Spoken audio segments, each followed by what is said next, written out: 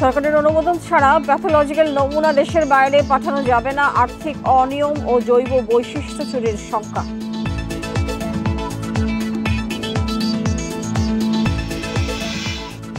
NCP নেতা হাসনাত আব্দুল্লাহর উপর হামলার ঘটনায় কেউ ছাড় পাবে না, হুঁশিয়ারি স্বরাষ্ট্র উপদেষ্টার। এই পর্যন্ত আটক ৫৪।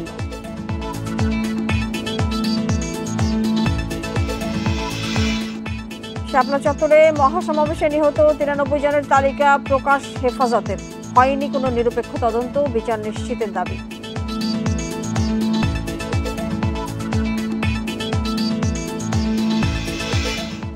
ফ্যাসিবাদ কায়েমে গণমাধ্যম ব্যবহার করেন শেখ হাসিনা, মন্তব্য উপদেষ্টার। সাংবাদিক হয়রানির মামলা পর্যালোচনা হবে।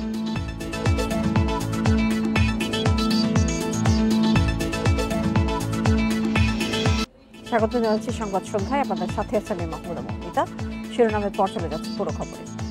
স্বাস্থ্য অধিদপ্তরের অনুমোদন ছাড়া কোনো বেসরকারি প্রতিষ্ঠান প্যাথোলজিক্যাল নমুনা দেশের বাইরে পাঠাতে পারবে না।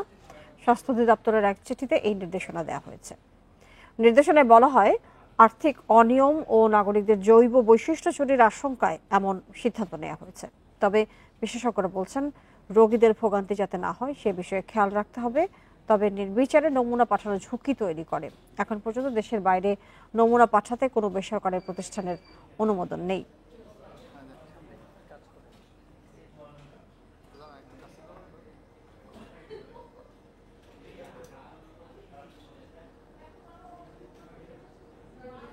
সংবিধান সংশোধন করে প্রাথমিক স্বাস্থ্যসেবাকে মৌলিক অধিকার হিসেবে অন্তর্ভুক্ত করার সুপারিশ করেছে স্বাস্থ্য সংস্কার কমিশন। প্রস্তাব করা হয়েছে প্রাথমিক স্বাস্থ্যসেবা আইনের। এছাড়া স্বাস্থ্য কমিশন, আলাদা স্বাস্থ্য ক্যাডার ও কম টাকায় ওষুধ সহ ৩৪টি বড় সুপারিশ করেছে কমিশন। সোমবার প্রতিবেদন জমা দেওয়া হয় প্রধান উপদেষ্টার কাছে। সরকার আসে, সরকার যায়। স্বাস্থ্যসেবা আসলে কতটুকু বদলায়? স্বাধীনতার ৫৪ বছর পরও নিশ্চিত করা যায়নি প্রাথমিক স্বাস্থ্যসেবা, অথচ হাসপাতালে যত রোগী যায় তাদের ৮০% প্রাথমিক স্বাস্থ্যসেবা প্রয়োজন। সোমবার যমুনায় প্রধান উপদেষ্টা অধ্যাপক মোহাম্মদ ইউনূসের কাছে প্রতিবেদন জমা দেয় স্বাস্থ্য সংস্কার কমিশন। এতে গুরুত্ব পেয়েছে প্রাথমিক স্বাস্থ্যসেবা। জনগণের পকেট থেকে টাকা যাচ্ছে। আজকে ৪ টাকা খরচ হলে ৩ টাকা যায় হচ্ছে জনগণের পকেট থেকে, ১ টাকা যায় হচ্ছে সরকারের পকেট থেকে।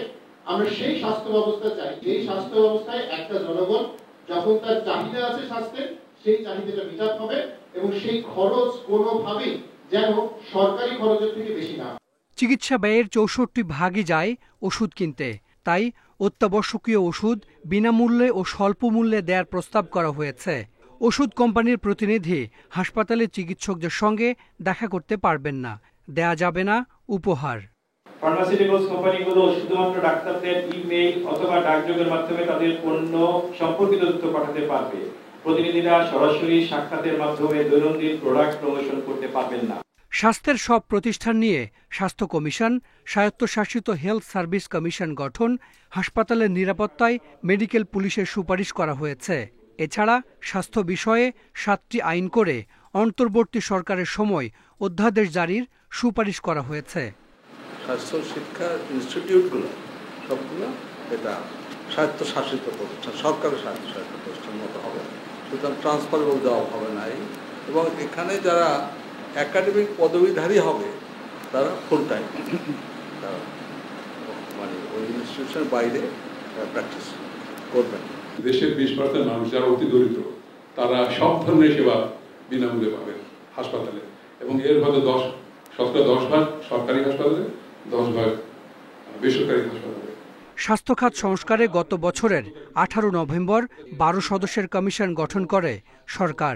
সেবা গ্রহণকারীদের যে অধিকার, এই ব্যাপারে আসলে আমাদের দেশে কোনো সত্যিকার অর্থে আইন তৈরি হয়নি। Hasan Misbah, independent news, Dhaka. লন্ডনে উন্নত চিকিৎসা শেষে প্রায় ৪ মাস পর আজ দেশের পথে যাত্রা করবেন বিএনপি চেয়ারপারসন বেগম খালেদা জিয়া। কাতারের রয়্যাল এয়ার অ্যাম্বুলেন্সে যুক্তরাজ্যের হিথ্রো বিমানবন্দর থেকে যুক্তরাজ্যের সময় বিকেল ৪:১০ ও বাংলাদেশ সময় রাত ৯:১০ রওনা দেবেন তিনি। বিএনপি চেয়ারপারসনকে বহনকারী বিশেষ বিমানটি কাল সকাল 10:30টায় হযরত শাহজালাল আন্তর্জাতিক বিমানবন্দরে অবতরণের কথা রয়েছে। বেগম খালেদা জিয়ার সঙ্গে থাকবেন তার 2 পুত্রবধূ ও মেডিকেল বোর্ডের সদস্য সহ মোট 9 জন। বিএনপি চেয়ারপারসনকে অভ্যর্থনা জানানোর সময় বিমানবন্দর সড়কে বিশৃঙ্খলা না করে রাস্তার দুপাশে সুশৃঙ্খলভাবে অবস্থান করতে নেতাকর্মীদের নির্দেশ দিয়েছেন দলের মহাসচিব মির্জা ফখরুল ইসলাম আলমগীর। বেগম জিয়ার নিরাপত্তার বিষয়ে ইতিমধ্যে আইন শৃঙ্খলা বাহিনীর সঙ্গে বৈঠক করেছে বিএনপি। লন্ডন ক্লিনিকে উন্নত চিকিৎসা ও ছেলে তারেক রহমানের পরিবারের সঙ্গে অবস্থান করে বেগম খালেদা জিয়ার শারীরিক অবস্থার অনেকটাই উন্নতি হয়েছে বলে জানিয়েছেন চিকিৎসকেরা।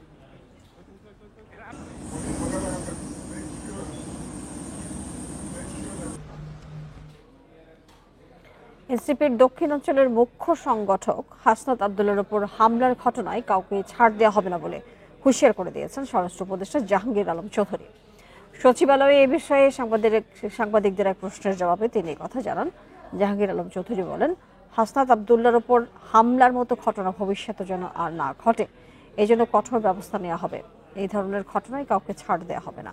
এরকম ঘটনা ভবিষ্যতে ঘটার আগেই ব্যবস্থা নেওয়া হবে।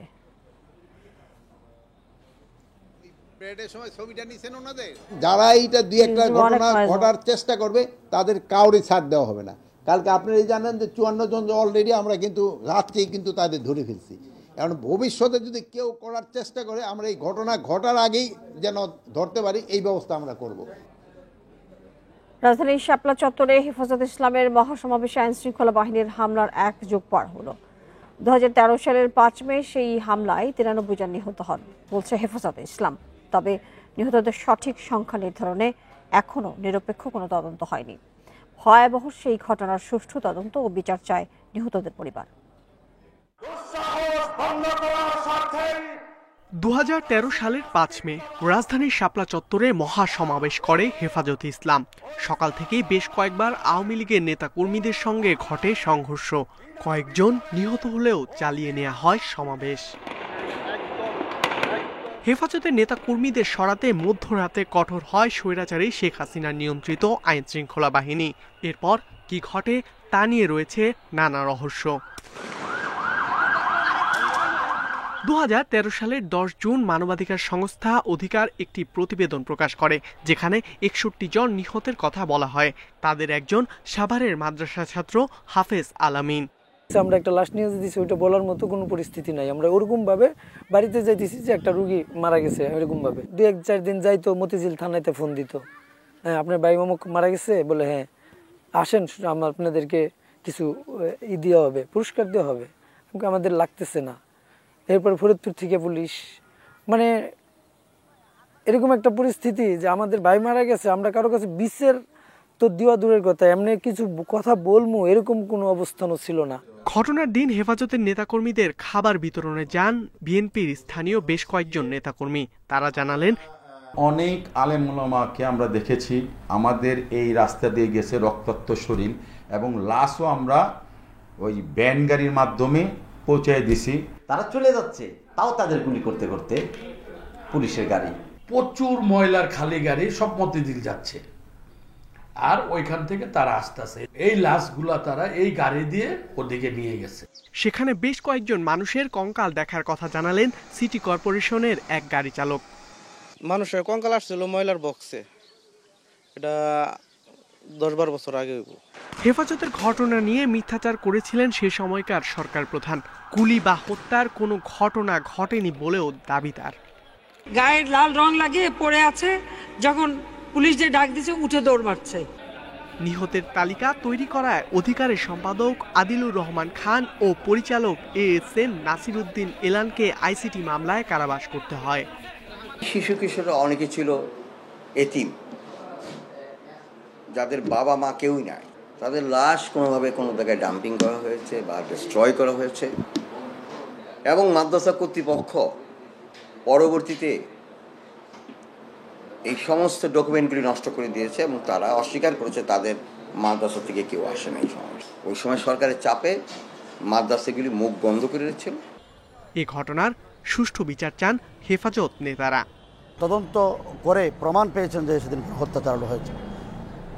অপরাধ ট্রাইব্যুনালের প্রসিকিউশন আমাদের সাথে নিয়মিত যোগাযোগ রক্ষা করছেন, এবং শহীদ পরিবারদের অনেকের পরিবারেও তারা গিয়েছেন, সঠিক তদন্ত করে তাদের সব ডকুমেন্টপত্র তারা সংগ্রহ করেছে। শাপলা চত্বরের ঘটনায় চলতি বছরের মার্চে শেখ হাসিনা সহ ৯ জনের বিরুদ্ধে গ্রেপ্তারি পরোয়ানা জারি করে আন্তর্জাতিক অপরাধ ট্রাইব্যুনাল। ইকরামুল কবির, ইন্ডিপেন্ডেন্ট নিউজ, ঢাকা। 2013 সালের 5 মের শাপলা চত্বরে হত্যার বিচার নিশ্চিত করতে না পারলে ফ্যাসিবাদ আবারও মাথা চাড়া দিতে পারে বলে মন্তব্য করেছেন ছাত্র শিবির নেতারা। দুপুরে শাপলা চত্বরে বিচারের দাবিতে মানব প্রাচীরী হত্যাকাণ্ডের নির্দেশদাতা ও বাস্তবায়নকারী সবার শাস্তির দাবি জানান তারা। দুপুরে শাপলা চত্বরে আয়োজিত কর্মসূচিতে বক্তারা বলেন, সেদিন রাতের অন্ধকারে নিরীহ মানুষকে হত্যা করা হয়। ফ্যাসিবাদের পতনের পর অন্তর্বর্তী সরকারের 8 মাস পরও শাপলা চত্বরে হত্যার বিচার না হওয়া দুঃখজনক। অবিলম্বে এই ঘটনায় জড়িত পতিত ফ্যাসিবাদী সরকারের প্রধানমন্ত্রী সহ সবার বিচার নিশ্চিতের জোর দাবি জানানো হয়। না হলে কঠোর আন্দোলনের ঘোষণা দেন তারা। হত্যার সুষ্ঠু বিচার নিশ্চিতে তদন্ত কমিশন গঠনের দাবিও জানান নেতাকর্মীরা। এদিকে 2013 সালের 5 মে শাপলা চত্বরে মহাসমাবেশে নিহত 93 জনের নাম পরিচয় প্রকাশ করেছে হেফাজতে ইসলাম। যারা সরকারে বসে আছেন, যারা প্রশাসনে আছেন, আপনারা অবশ্যই এই গণহত্যার সুষ্ঠু বিচার আপনাদেরকে করতে হবে। আপনারা মনে রাখবেন, আপনারা সাধারণ কোনো প্রক্রিয়া ক্ষমতায় বসেননি, আপনারা কোনো আইনি প্রক্রিয়া মেনটেন করে ক্ষমতায় বসেননি। তাই গণহত্যার বিচারের জন্য আমাদেরকে কোনো আইনি প্রক্রিয়া, কোনো হাইকোর্ট দেখানোর রাজনীতি করবেন না। সরকার কোনো গণমাধ্যম বন্ধের পক্ষে নয়, তবে আওয়ামী লীগ আমলে নিবন্ধন পাওয়া সংবাদ মাধ্যমের বিষয়ে তদন্ত হবে, জানিয়েছেন তথ্য উপদেষ্টা মাহফুজ আলম। বিশ্ব মুক্ত গণমাধ্যম দিবস উপলক্ষে তথ্য ভবনে এক আলোচনায় তিনি বলেন, ফ্যাসিবাদ কায়েমের অস্ত্র হিসেবে শেখ হাসিনা গণমাধ্যমকে ব্যবহার করেছেন। রাজনৈতিক হয়রানির উদ্দেশ্যে করা মামলা পর্যালোচনার আশ্বাস দেন তিনি। সাংবাদিক কল্যাণ ট্রাস্টের আয়োজনে বিশ্ব মুক্ত গণমাধ্যম দিবসের আলোচনায় যোগ দেন আওয়ামী লীগ সরকারের নিপীড়নের শিকার সাংবাদিক ও তাদের স্বজনরা। বলেন, গণহত্যায় জড়িত অনেক পুলিশ গ্রেপ্তার হয়নি এখনো। সেমিনারে জানানো হয়, 15 বছরে 61 জন সাংবাদিক খুন হয়েছেন, সর্বোচ্চ 8 জন নিহত 2024 সালে। 1.5 দশকে বিশ্ব মুক্ত গণমাধ্যম সূচকে 44 ধাপ পিছিয়েছে দেশ, তবে এবছর এগিয়েছে 16 ধাপ। গণমাধ্যমের দুর্দশার জন্য সাবেক ফ্যাসিস্ট সরকারই দায়ী বলেন জ্যেষ্ঠ সাংবাদিকেরা। রাজনৈতিক মামলাগুলো এক কলমের খোঁচায় আপনারা প্রত্যাহার করুন। আমি বারবার অনুরোধ, আমি নিজেও কিন্তু এখনো আসামি। ফ্যাসিবাদ এবং স্বাধীন গণমাধ্যম একসাথে চলতে পারে না। একই ব্যক্তি বা দল বছরের পর বছর, যুগের পর যুগ, দশকের পর দশক তারা যাতে ক্ষমতায় না থাকতে পারে। গণমাধ্যম সংস্কার কমিশনের প্রধান বলেন, আর্থিকভাবে স্বনির্ভর না হলে গণমাধ্যমের স্বাধীনতা আরো বিপন্ন হবে। তারা যদি অন্যের করুণার উপরে, অন্যের পৃষ্ঠপোষকতার উপরে নির্ভরশীল থাকেন, তাহলে যাদের করুণার উপরে নির্ভরশীল থাকবেন, যাদের পৃষ্ঠপোষকতার উপর নির্ভরশীল থাকবেন, তাদের কাছে স্বাধীনতা ছাড় দিতে হবে। তথ্য মন্ত্রণালয় জানায়, সম্প্রতি সাংবাদিকদের বিরুদ্ধে 266 মামলার মধ্যে 74টি হয়রানির এবং 29টি ব্যক্তিগত কারণে করা হয়। ট্রাইব্যুনালে 4টি মামলায় আসামি কয়েকজন। তথ্য উপদেষ্টা জানান, হয়রানিমূলক মামলা পর্যালোচনা হবে। পেশাদারিত্বের জায়গা থেকে প্রশ্ন করা আরেক জিনিস, আর মেলাইন করা অথবা সাংবাদিকতাটাকে একটা দলের একটা আদর্শের প্রোপাগান্ডা আকারে ইউজ করা, এটা আলাদা জিনিস। উপদেষ্টা বলেন, কয়েকটি পত্রিকা জুলাই অভ্যুত্থানকে আন্দোলন লেখে, যা কাম্য নয়। সরকার কোনো সংবাদ মাধ্যমকে মব সন্ত্রাসের শিকার হতে দেয়নি বলেও জানান তিনি। সুলতানা জাহান মিতু, ইন্ডিপেন্ডেন্ট নিউজ, ঢাকা। এবার আর দিনের ভোট রাতে হওয়ার কোনো সুযোগ নেই বলে মন্তব্য করেছেন প্রধান নির্বাচন কমিশনার AMM নাসির উদ্দিন। একটি অবাধ, সুষ্ঠু, নিরপেক্ষ ও সুন্দর নির্বাচন করতে নির্বাচন কমিশন প্রতিজ্ঞাবদ্ধ বলে জানিয়েছেন তিনি। সকালে ময়মনসিংহ অঞ্চলের নির্বাচন কর্মকর্তাদের সাথে মতবিনিময় সভায় এসব কথা বলেন সিইসি। ভোটার তালিকা হালনাগাদ ও ত্রয়োদশ জাতীয় সংসদ নির্বাচন উপলক্ষে সিটি কর্পোরেশনের শহীদ শাহাবুদ্দিন মিলনায়তনে এই মতবিনিময় সভার আয়োজন করা হয়। এ সময় সিইসি জানান, বর্তমান নির্বাচন কমিশন সম্পূর্ণ নিরপেক্ষ, আইন কানুন মেনে নির্বাচন পরিচালনা করা হবে বলেও জানান AMM নাসির উদ্দিন। প্রধান উপদেষ্টা অলরেডি দিয়েছেন ঘোষণা যে একটা রেঞ্জ পরিচালনা করবেন। অতীতের দিনের ভোট রাতে হওয়ার আর সুযোগ নাই, ওইটা আর ফিরে আসবে বলে মনে করি না। অন্তত যতদিন আমরা আছি এবং একদম নিরপেক্ষভাবে কাজ করব, সেই নিয়ে কাজ করে যাচ্ছি, কাজ করে যাব ইনশাল্লাহ। তাতে আমি ব্যক্তিকে খুশি করার জন্য কোনো কাজ আমরা করছি না। সংস্কারের জন্য অন্তর্বর্তী সরকারকে পর্যাপ্ত সময় দিতে চায় ইউরোপীয় ইউনিয়ন। ইইউ রাষ্ট্রদূত মাইকেল মিলার জানান, নির্বাচন কবে হবে তা বাংলাদেশের নিজস্ব ব্যাপার। নির্দিষ্ট সময়ের মধ্যে ভোটের জন্য কোনো পক্ষকে চাপ দেবে না ইইউ। সকালে জাতীয় প্রেস ক্লাবে টি ক্যাবের আলোচনায় রাষ্ট্রদূত জুলাই হত্যাকাণ্ডে জড়িতদের বিচার প্রক্রিয়ায় স্বচ্ছতা তাগিদ দেন। বাংলাদেশের সংস্কার ও উন্নয়নের যাত্রায় পাশে থাকবে ইউরোপের 27টি রাষ্ট্রের জোট ইউরোপীয় ইউনিয়ন। কূটনৈতিক রিপোর্টারদের সংগঠন টি ক্যাবের আলোচনায় ঢাকায় নিযুক্ত ইইউ রাষ্ট্রদূত মাইকেল মিলার বলেন, রাজনৈতিক পট পরিবর্তন রাষ্ট্র পুনর্গঠনের বড় সুযোগ এনেছে। এ সময় জাতীয় নির্বাচন নিয়ে জোটের মতামত তুলে ধরেন তিনি। জানান, অবাধ, সুষ্ঠু ও নিরপেক্ষ নির্বাচন দেখতে চায় ইইউ। আন্তর্জাতিক মানের ভোট আয়োজনে সব ধরনের সহায়তার প্রতিশ্রুতিও দেন তিনি। পরবর্তী জাতীয় নির্বাচন কবে হবে তা সিদ্ধান্ত নেবে দেশের জনগণ। তবে তার আগে চলমান সংস্কার প্রক্রিয়া শেষ হওয়া উচিত, কারণ এটি অত্যন্ত গুরুত্বপূর্ণ। আমরা কারো ওপর কোনো নির্দিষ্ট সময়ের মধ্যে নির্বাচন আয়োজনের চাপ দেব না। আগামীর বাংলাদেশ বিনির্মাণে চলমান সংস্কার প্রক্রিয়া সুষ্ঠুভাবে সম্পন্ন করতে অন্তর্বর্তীকালীন সরকার এবং রাজনৈতিক দলগুলো একত্রে কাজ করবে বলেই আমরা আশা করি। জুলাই আগস্ট হত্যাকাণ্ডে জড়িতদের বিচারের তাগিদ দেন রাষ্ট্রদূত। বলেন, বিচার প্রক্রিয়া হতে হবে স্বচ্ছ।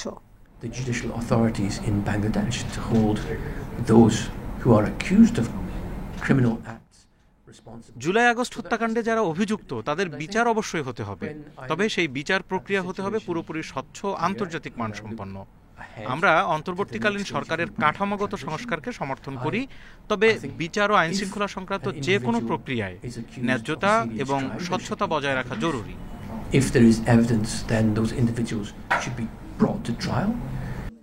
ইউরোপের পাচারকৃত অর্থ ফেরত আনা সময় সাপেক্ষ হলেও বিভিন্ন দেশের সঙ্গে যথাযথ তথ্য উপাত্ত নিয়ে যোগাযোগের পরামর্শ ইইউ রাষ্ট্রদূতের।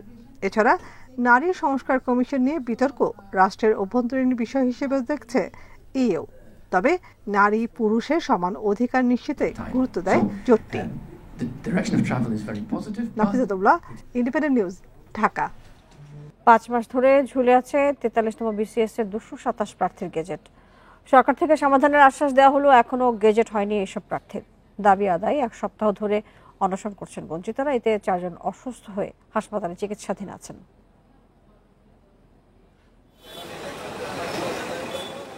43তম বিসিএস এর প্রিলিমিনারি লিখিত ও মৌখিক পরীক্ষা শেষে 2023 সালের 26 ডিসেম্বর 2163 জনকে নিয়োগের সুপারিশ করে সরকারি কর্ম কমিশন। ভেরিফিকেশন শেষে 99 জনকে বাদ দিয়ে গত বছরের 15 অক্টোবর 2064 জনকে চূড়ান্তভাবে নিয়োগ দিয়ে প্রথম গেজেট প্রকাশ করে জনপ্রশাসন মন্ত্রণালয়। আবার 30 ডিসেম্বর ওই প্রজ্ঞাপন বাতিল করে প্রথম সুপারিশকৃত 2163 প্রার্থীর মধ্য থেকে স্বাস্থ্য পরীক্ষা অনুপস্থিত 40 জন এবং গোয়েন্দা সংস্থার প্রতিবেদন বিবেচনায় সাময়িকভাবে অনুপযুক্ত 227 জন সহ 267 জনকে বাদ দিয়ে 1896 জনকে নিয়োগের দ্বিতীয় প্রজ্ঞাপন জারি করে জনপ্রশাসন মন্ত্রণালয়। গত 5 মাস ধরে এসব প্রার্থী তাদেরকে গেজেটভুক্ত করার দাবিতে নানা কর্মসূচি পালন করে আসছিল। সরকারের পক্ষ থেকে সমাধানের আশ্বাস দেয়া হলেও কোনো ব্যবস্থা নেওয়া হয়নি। এবার 1 সপ্তাহ ধরে ঢাকা বিশ্ববিদ্যালয়ের রাজু ভাস্কর্যের পাদদেশে আমরণ অনশনে বসেছেন বেশ কয়েকজন প্রার্থী। নিউজ হচ্ছে বা এত কিছু হচ্ছে, তাদের পক্ষ থেকে আমরা এখন পর্যন্ত কোনো ধরনের কনসার্ন পাই নাই। শুধুমাত্র আশাই দেওয়া হয়েছে, কিন্তু আশার কোনো বাস্তবায়ন তো নাই। গেজেট বঞ্চিতরা বলছেন, যারা নির্দোষ তাদের সবাইকে গেজেটভুক্ত করতে হবে। বিসিএস হওয়ার পরে চাকরিতে যোগ দিতে না পারায় সামাজিকভাবে হেয় হতে হচ্ছে। তাদের গেজেট নিশ্চিত করা এবং সরকারি চাকরির যে ভেরিফিকেশন নীতিমালা আছে সেটি স্বচ্ছ করা। 2-3 কর্মদিবসে যে এই কাজটা হয়ে যায়, সেই কাজটা আজকে 4 মাস পেরিয়ে 5 মাসেও হচ্ছে না। আমাদের নিজেদের গ্যাজেট ফিরে পাওয়ার জন্য আমরা মন্ত্রণালয় থেকে শুরু করে বিভিন্ন জায়গায় ছোটাছুটি করি। শিক্ষকরা বলছেন, নিরপরাধদের চাকরি থেকে বঞ্চিত করা জুলাই গণঅভ্যুত্থানের চেতনার সাথে সাংঘর্ষিক। কোনো লিগ্যাল গ্রাউন্ড ছাড়া, কোনো যুক্তিসঙ্গত কারণ ছাড়া যারা এত বছর ধরে এত সাধ্য সাধনার পর একটা সরকারি চাকরি পেল, তাদেরকে এই ধরনের অন্যায়ভাবে বঞ্চিত করা, এটা আমার কাছে মনে হয় একটা অমার্জনীয় অপরাধ। এদিকে এ বিষয়ে জনপ্রশাসন মন্ত্রণালয় থেকে আনুষ্ঠানিক কোনো বক্তব্য দেয়নি, তবে সমস্যা সমাধানে কাজ চলছে বলে জানিয়েছে তারা। নূরে আলম, ইন্ডিপেন্ডেন্ট নিউজ, ঢাকা। চট্টগ্রামে আইনজীবী সাইফুল ইসলাম আলিফ হত্যা মামলায় চিন্ময় কৃষ্ণ দাসকে গ্রেপ্তার দেখানোর আদেশ দিয়েছে আদালত। চট্টগ্রামের ৬ষ্ঠ মেট্রোপলিটন ম্যাজিস্ট্রেট আদালত ভার্চুয়ালি শুনানি শেষে এই আদেশ দেন। রোববার এই হত্যা মামলায় চিন্ময়কে গ্রেপ্তারের আবেদন করে পুলিশ। নিরাপত্তাজনিত কারণে আসামি চিন্ময়কে আদালতে সশরীরে উপস্থিত করা না হলেও ভার্চুয়ালি যুক্ত ছিলেন তিনি। এ সময় বিচারক তাকে গ্রেপ্তারের আদেশ পড়ে শোনান বলে জানান রাষ্ট্রপক্ষের আইনজীবী। বলেন, আইনজীবী আরিফের বাবার করা মামলায় হত্যার নির্দেশদাতা হিসেবে প্রধান আসামি হিসেবে চিন্ময়কে গ্রেপ্তারের আবেদন করলে আদালত গ্রেপ্তারের আদেশ দেয়। তবে শুনানির সময় চিন্ময়ের পক্ষে কোনো আইনজীবী উপস্থিত ছিলেন না।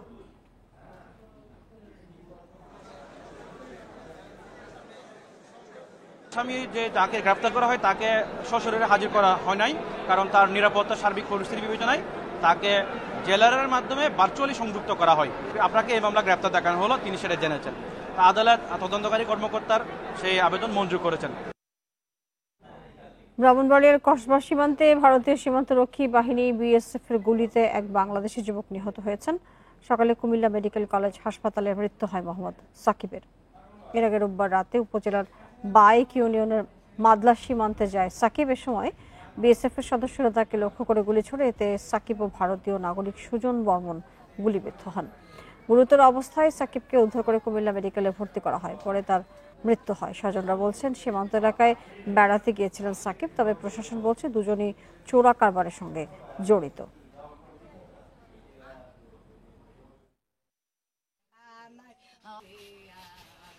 ঘুরতে গেছে, যাওয়ার পরে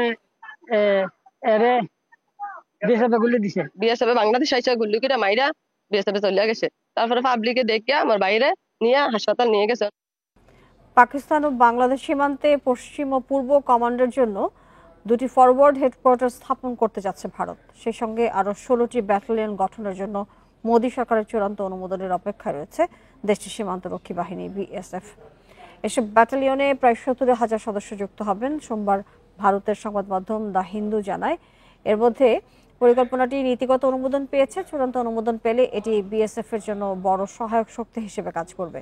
সীমান্তের এই দুই ফ্রন্টে বর্তমানে আধা সামরিক বাহিনীর 193টি ব্যাটালিয়ন রয়েছে। প্রতিটি ব্যাটালিয়নে রয়েছে 1000-এর বেশি সেনা। নতুন ব্যাটালিয়নগুলো সীমান্তে পাহারার মতো প্রাথমিক দায়িত্ব পালনে বিএসএফকে সহায়তা করবে। নিরাপত্তা জোরদার ও নজরদারি আরও উন্নত করতে ফরওয়ার্ড হেডকোয়ার্টারের একটি জম্মুতে এবং অপরটি মিজোরামে স্থাপন হবে। এই ছিল এখনকার সংবাদে। সবাইকে ধন্যবাদ সাথে থাকার জন্য।